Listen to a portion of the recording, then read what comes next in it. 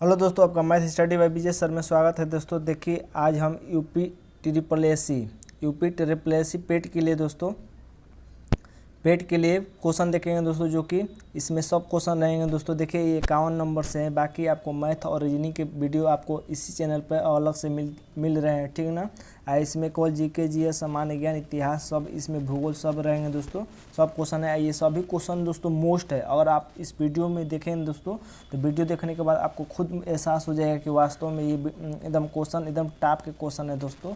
ठीक, तो चलिए दोस्तों, और आप पेन कापी लेकर बैठिएगा, जिससे और कोई भी मैं क्वेश्चन को नोट करवाऊँ तो उससे आप रिलेटेड क्वेश्चन को नोट कर लीजिएगा। देखिए, ये क्वेश्चन कितने टाइप के। तो पहला क्वेश्चन देखिए दोस्तों, पहला क्वेश्चन कह रहा है कि भारत का राष्ट्रीय ध्वज किसके द्वारा डिजाइन किया गया था। तो किसके द्वारा डिजाइन किया गया था दोस्तों, तो ये पिंगली बकैया के द्वारा डिजाइन किया गया था। तो देखिए दोस्तों, यहाँ पर आंसर भी दिया गया था। आप इससे कंफ्यूज मत होइएगा, ठीक ना, क्योंकि ये सब प्रीवियस ईयर क्वेश्चन है दूसरे एग्जाम का, सभी मोस्ट क्वेश्चन है, ठीक ना।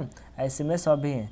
देखिए दोस्तों, अगला क्वेश्चन देख लेते हैं, 51 नंबर। और बात करते हैं दोस्तों इस क्वेश्चन में। देखिए, आप सुभाष चंद्र बोस के बारे में याद रखिएगा कि फॉरवर्ड ब्लॉक की स्थापना किसने की थी दोस्तों।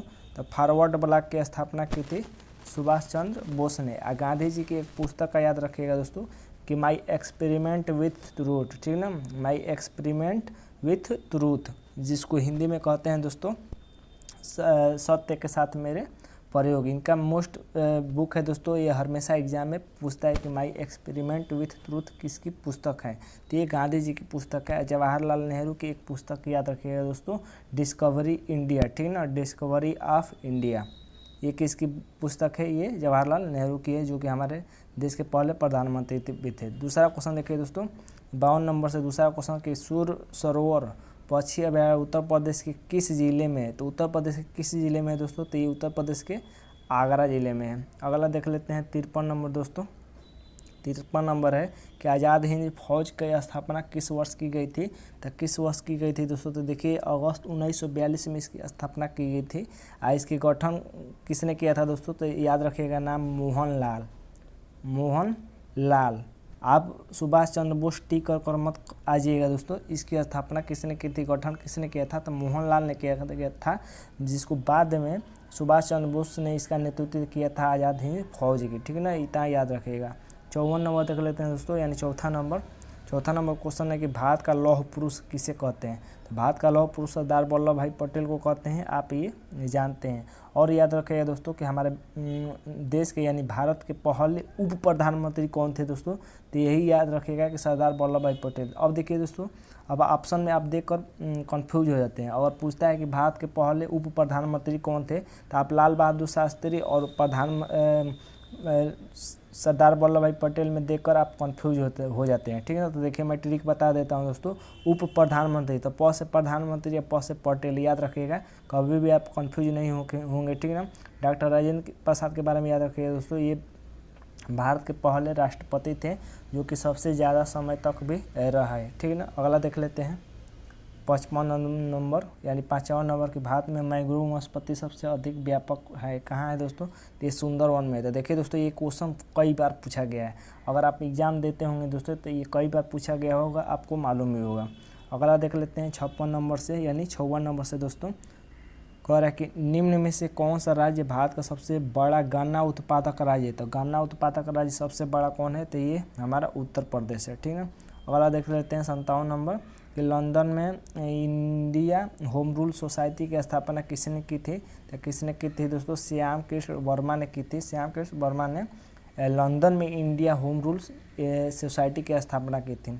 बात करते हैं दोस्तों लाला हरदयाल की। तो लाला हरदयाल के बारे में याद रखिएगा कि इन्होंने गदर पार्टी की स्थापना की थी। किसकी, गदर पार्टी की स्थापना किसने की थी, ये लाला हरदयाल ने इसकी स्थापना की थी।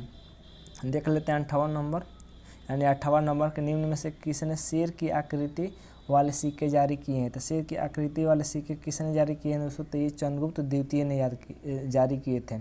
याद रखिएगा चंद्रगुप्त द्वितीय की उपाधि के बारे में दोस्तों कि चंद्रगुप्त द्वितीय की यानी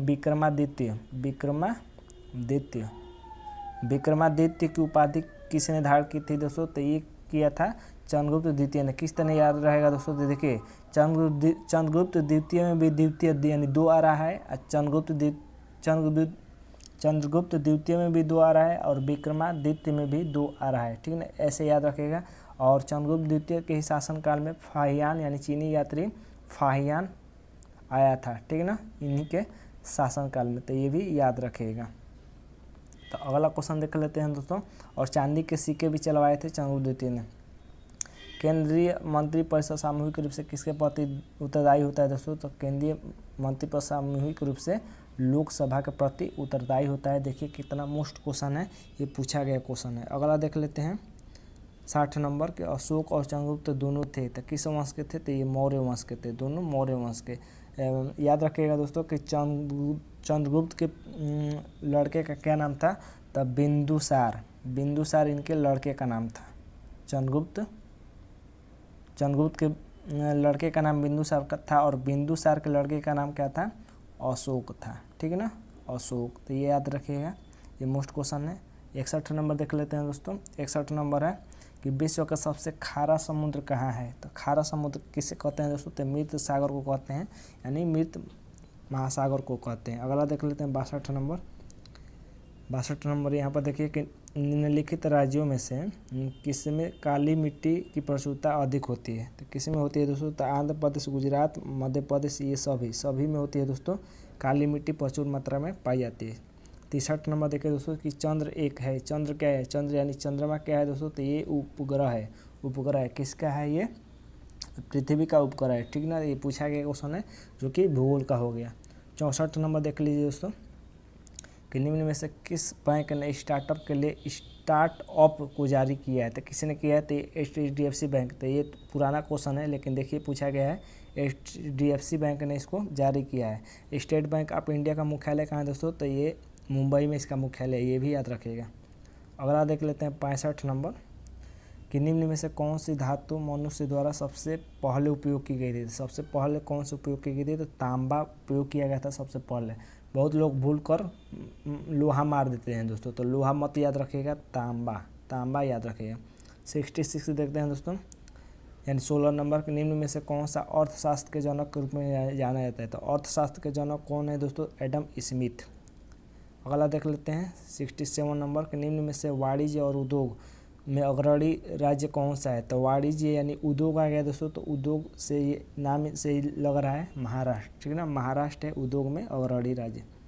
68 देख लेते हैं 18 नंबर। भारतीय स्टेट बैंक का मुख्यालय कहाँ है? तो मुंबई में है, इसके बारे में मैंने बताया। 69 देख लीजिए कि इस प्रसिद्ध व्यक्ति ने 1963 में नौकरियों और स्वतंत्रता के लिए वाशिंगटन में जुलूस का नेतृत्व किया था। तो उसका नाम बताना है दोस्तों, तो उसका नाम क्या है? Martin Luther king junior. कहाँ पर इन्होंने स्वतंत्रता के लिए वाशिंगटन में, ठीक ना, वाशिंगटन में इन्होंने जुलूस निकाला था।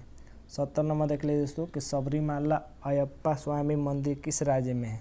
तो किस राज्य में है दोस्तों? केरल राज्य में। केरल राज्य में याद रखिएगा दोस्तों, यहाँ पर इडुक्की बांध है, बहुत पूछता है एग्जामों में, ठीक ना। तो इडुक्की बांध कहाँ है? केरल में है, जो कि पेरियार नदी पे है। कहाँ पे है? पेरियार नदी पे, याद रखिएगा कि पेरियार नदी पे है इडुक्की बांध, जो कि केरल में है। 71 नंबर देख लीजिए दोस्तों। 71 नंबर है कि नीति आयोग ने राजमार्ग प्रसार क्षेत्र 2016-17 के लिए तय किया, यानी कितना दूरी तय किया? तो 86,372 किलोमीटर तय किया। ये पुराना क्वेश्चन हो गया। 72 नंबर देख लीजिए कि संयुक्त राज्य अमेरिका में एक राष्ट्रपति कितनी बार नियुक्त हो सकता है? तो कितनी बार हो सकता है? तो एक बार में वो एक व्यक्ति को 2 बार ही नियुक्त किया जा सकता है। 72 नंबर याद रखिएगा। अब 5 वर्ष, राष्ट्रपति का कार्यकाल कितने वर्ष का होता है? 5 वर्ष का होता है। 73 नंबर देखिए कि भारत में उच्च न्यायालय की प्रथम महिला मुख्य न्यायाधीश कौन थी? देखिए दोस्तों, उच्च न्यायालय की पूछ रहा है, तो उच्च न्यायालय की पूछेगा तो कौन हो जाएगी? लीला सेठ। अब पूछेगा दोस्तों उच्चतम न्यायालय की पूछेगा तो कौन हो जाएगा? जस्टिस फातिमा बीबी। फातिमा बीबी हो जाएगी उच्चतम न्यायालय यानी सर्वोच्च न्यायालय की, और उच्च न्यायालय की कौन हो जाएगी? लीला सेठ, ठीक है ना, लीला सेठ। याद रखिएगा, दोनों मोस्ट क्वेश्चन है। अगला देख लेते हैं 74 नंबर दोस्तों।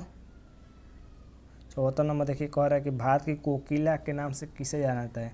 तो कोकिला किसे कहा जाता है? तो सरोजिनी नायडू को कहा जाता है। सरोजिनी नायडू के बारे में भी याद रखिएगा दोस्तों कि उत्तर प्रदेश और भारत, यानी उत्तर प्रदेश की पहली महिला राज्यपाल कौन थी? तो ये सरोजिनी नायडू ही थी। और भारत का पूछेगा कि भारत की पहली महिला राज्यपाल कौन थी राज्यपाल दोस्तों, तो ये भी सरोजिनी नायडू थी, ठीक ना। तो उत्तर प्रदेश की पहली महिला राज्यपाल और भारत की पहली महिला राज्यपाल ये सरोजिनी नायडू ही हुई। रानी लक्ष्मीबाई के बारे में याद रखिएगा दोस्तों कि रानी लक्ष्मीबाई के बचपन का नाम क्या था, तो मर्डिकार्डिका, ठीक है ना। मर्डिकार्डिका इनके बचपन का नाम था, जिनको प्यार से लोग मनु भी कहते थे, ठीक है ना, मनु। दोनों नाम याद रखिएगा। अगला देख लेते हैं दोस्तों 75 नंबर कि कार्ल मार्क्स के साथ किसने प्रसिद्ध दस्तावेज द कम्युनिस्ट मैनिफेस्टो लिखा है, तो किसने लिखा है दोस्तों, तो ये फ्रेडरिक एंगल्स ने लिखा है, फ्रेडरिक एंगल्स ने, ठीक ना। 76 नंबर देख लेते हैं दोस्तों कि भारत के सबसे लंबे समय तक सेवारत प्रधानमंत्री कौन थे। सबसे लंबे समय तक कौन थे प्रधानमंत्री दोस्तों, तो ये पंडित जवाहरलाल नेहरू थे, जो कि भारत के पहले भी प्रधानमंत्री थे, ठीक ना। और पूछा कि भारत की पहली महिला प्रधानमंत्री कौन थी, तो इंदिरा गांधी। और भारत के पहले सबसे युवा प्रधानमंत्री कौन थे, तो ये राजीव गांधी, याद रखिएगा। 77 नंबर देखिए दोस्तों कि निम्न में से कौन सा शहर भारत के स्कॉटलैंड के रूप में जाना जाता है, तो कौन सा शहर है, तो कुर्ग शहर है। कुर्ग कहाँ पड़ता है दोस्तों, कर्नाटक में पड़ता है, ठीक ना। कुर्ग कर्नाटक में पड़ता है। अगला देख लेते हैं 78 नंबर कि केरल की सबसे बड़ी नदी कौन है, तो अभी मैंने बताया केरल की सबसे बड़ी नदी पेरियार नदी है। पेरियार नदी पर कौन सा बांध है, इडुक्की बांध है, ठीक ना। 79 देख लीजिए कि भारत और पाकिस्तान के बीच सिंधु जल समझौता पर हस्ताक्षर किस वर्ष हुआ, तो सिंधु जल समझौते पर हस्ताक्षर किस वर्ष हुआ दोस्तों, तो ये 1960 में किया गया था, 1960। इसके बारे में याद रखिएगा दोस्तों कि इस समझौते के अंतर्गत भारत को यानी इंडिया को, ठीक ना, इंडिया को सरवन से याद रखिएगा, ट्रिक मैं बता रहा हूँ दोस्तों, सरवन, ठीक है ना, सरवन। स से सतलज नदी, र से रावी नदी और व से ब्यास नदी, न से नदी, ठीक ना। इन तीनों नदियों का पानी इंडिया को दिया गया था, जबकि पाकिस्तान को दोस्तों सिंधु, चेनाब और झेलम, सिंधु, चेनाब और झेलम नदी का पानी दिया गया था पाकिस्तान को, ठीक है ना। सरवन से आप याद रखिएगा, एकदम मोस्ट क्वेश्चन है, कभी भी नहीं भूलेंगे। देख लेते हैं 80 नंबर दोस्तों कि भारत के पहले गवर्नर जनरल कौन थे, पहले, तो वारेन हेस्टिंग थे, भारत के पहले गवर्नर जनरल। 81 नंबर देख लीजिए कि भारत के आखिरी ब्रिटिश वायसराय कौन थे, तो ब्रिटिश पूछा है दोस्तों कि आखिरी ब्रिटिश वायसराय कौन थे, तो लॉर्ड माउंटबेटन, ठीक है ना, लॉर्ड माउंटबेटन थे। 82 नंबर देख लीजिए, 82 नंबर है हमारा कि भारतीय राष्ट्रीय कांग्रेस की पहली महिला अध्यक्ष कौन थे, तो कौन थी दोस्तों, तो ये थी एनी बेसेंट। इंदिरा गांधी भारत की पहली महिला प्रधानमंत्री थी, ठीक ना। अगला देख लेते हैं 83 नंबर कि किस वर्ष में हुगली नदी के तटों पर देश का पहला अंग्रेजी कारखाना स्थापित किया गया था, तो ये 1651 में स्थापित किया गया था, ठीक ना।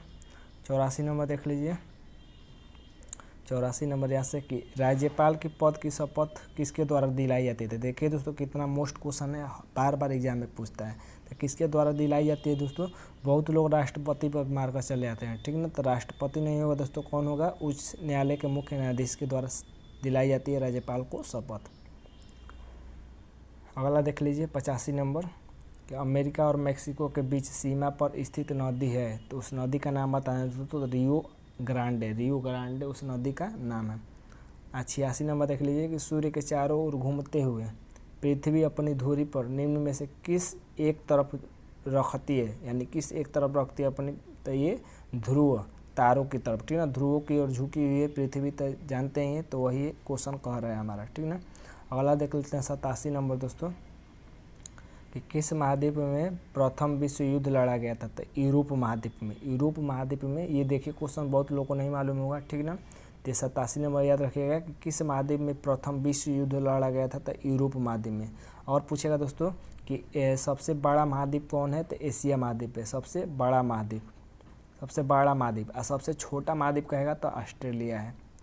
अगला देख लेते हैं 88 नंबर कि आर्य समाज के द्वारा प्रारंभ किया गया था, तो आर्य समाज के द्वारा क्या प्रारंभ किया गया था, किसके द्वारा प्रारंभ किया गया था, स्वामी दयानंद सरस्वती के द्वारा प्रारंभ किया था आर्य समाज की स्थापना, ठीक। देखिए दोस्तों मैं बता रहा हूँ, देखिए राम विवेक, याद रखिएगा कि राम कैसे व्यक्ति थे, विवेक आदमी थे, ठीक ना। विवेक, राम का विवेक बहुत अच्छा था, तो रामकृष्ण मिशन की स्थापना किसने की, स्वामी विवेकानंद ने, याद रखिएगा। और याद रखिएगा दोस्तों आर्य दया, आर्य लोग जो पहले थे, ये सब ट्रिक है दोस्तों, ठीक है। आर्य लोग जो थे वो दया करते थे, ठीक है ना। तो आर्य समाज की स्थापना किसने की? दयानंद सरस्वती ने, ठीक है ना। ये सभी क्वेश्चन याद रखिएगा। गुरु नानक के बारे में याद रखिएगा दोस्तों कि गुरु नानक सिखों के प्रथम गुरु थे, सिखों के प्रथम गुरु। 89 देख लीजिए कि सारनाथ का सिंह चतुर्मुख स्तंभ किस राजवंश की कला का नमूना है? तो किस राजवंश ने बनाया था दोस्तों? तो ये मौर्य वंश ने बनाया था सारनाथ का, सारनाथ जो कि अशोक से रिलेटेड है। 90 नंबर देख लीजिए दोस्तों कि निम्न में से कौन सत्यमेव जयते का स्रोत है? सत्यमेव जयते कहाँ से लिया गया है? मुंडो कोपेर्निकस से लिया गया है, ठीक ना। ये बार बार क्वेश्चन पूछता है। 91 देख लीजिए कि निम्नलिखित में से कौन विश्व का सबसे छोटा महासागर है? छोटा महासागर कौन सा है दोस्तों? तो ये आर्कटिक महासागर है, ठीक है ना। आर्कटिक महासागर एकदम जान जोर लगा देना है दोस्तों। ये UPSSC पेट को एकदम छोड़ना नहीं है, ठीक है ना। 92 देखिए दोस्तों, भारत में सबसे पुराना राष्ट्रीय उद्यान कौन सा है? तो पुराना राष्ट्रीय उद्यान कौन है? जिम कॉर्बेट राष्ट्रीय उद्यान। तो जिम कॉर्बेट राष्ट्रीय उद्यान कहाँ है दोस्तों? ये उत्तराखंड में, ठीक है ना, UK उत्तराखंड में है जिम कॉर्बेट राष्ट्रीय उद्यान। कान्हा की बात करें दोस्तों तो कान्हा राष्ट्रीय उद्यान मध्य प्रदेश में यानी MP में। और गिर राष्ट्रीय उद्यान के बाद में याद रखिएगा कि गुजरात में है गिर राष्ट्रीय उद्यान। और काजीरंगा राष्ट्रीय उद्यान कहाँ है दोस्तों? तो ये असम में, कहाँ है? असम में, ठीक ना। और जिम कॉर्बेट हो गया हमारा उत्तराखंड में। 93 देख लीजिए दोस्तों कि निम्न में से कौन सा राज्य ज़मीन बंद है, यानी चारों ओर से ज़मीन से बंद है? तो आप अगर मैप में देखिएगा दोस्तों तो हरियाणा चारों ओर से बंद है, ठीक है ना। 94 देखिए दोस्तों कि चंद्रगिरी का ऐतिहासिक किला किस राज्य में स्थित है? तो चंद्रगिरी का ऐतिहासिक किला किस राज्य में है? तो ये आंध्र प्रदेश में है। 95 नंबर देखिए कि पृथ्वी और सूर्य के बीच की दूरी के दौरान सबसे बड़ा होता है। तो क्या होता है? सबसे बड़ा नक्षत्र होता है। क्या होता है? नक्षत्र। 96 देख लेते हैं दोस्तों। देखिए कितना मस्त मस्त क्वेश्चन है दोस्तों। ऐसे ही क्वेश्चन हर एग्जाम में पूछा जाता है, चाहे वो पेट का हो, चाहे RRB का हो या SSC का। निम्न में से कौन सा राज्य अरुणाचल प्रदेश की सीमा पर स्थित है? तो कौन सा है दोस्तों? तो ये देखिए दोस्तों, ये है हमारा असम। असम अरुणाचल प्रदेश की सीमा पर स्थित राज्य है। 97 देख लेते हैं दोस्तों कि किस प्रसिद्ध युद्ध में नेपोलियन बोनापार्ट पराजित किया गया था? किस प्रसिद्ध युद्ध में? तो वाटरलू के युद्ध में, ठीक ना। वाटरलू का युद्ध कब हुआ था? तो 1815 ईस्वी में हुआ था, 1815 ईस्वी में, याद रखिएगा। अगला देख लेते हैं 98 नंबर। निम्न स्थानों में से कहाँ से महात्मा गांधी ने भारत में अपनी राजनीतिक गतिविधियों की शुरुआत की? तो कहाँ से की थी दोस्तों? तो चंपारण में, बिहार के चंपारण से इन्होंने शुरुआत की थी अपनी पहली राजनीतिक गतिविधियों की शुरुआत। 99 नंबर देखिए दोस्तों कि बंगाल का आखिरी गवर्नर जनरल कौन था? बंगाल का पूछा है दोस्तों तो आखिरी गवर्नर जनरल कौन हो जाएगा? विलियम बेंटिंग हो जाएगा, ठीक है ना, विलियम बेंटिंग। 100 नंबर देखिए कि निम्न में से इतिहास का जनक के तौर पर किसे जाना जाता है? तो इतिहास का जनक कहे तो कौन हो जाएगा? हेरोडोटस हो जाएगा, हेरोडोटस। देखिए दोस्तों कितने मस्त क्वेश्चन थे। ऐसे ही क्वेश्चन पूछे जाएगा दोस्तों, ठीक है ना। तो आज के लिए बस इतना ही दोस्तों। अगर वीडियो अच्छा रहा हो दोस्तों तो आप अपने ग्रुप में ज़रूर शेयर करिए दोस्तों। और पेट को छोड़ना नहीं है दोस्तों, पेट को एकदम निकाल कर रहना है, चाहे कुछ भी हो जाए, ठीक है ना। तो आज के लिए बस इतना ही दोस्तों।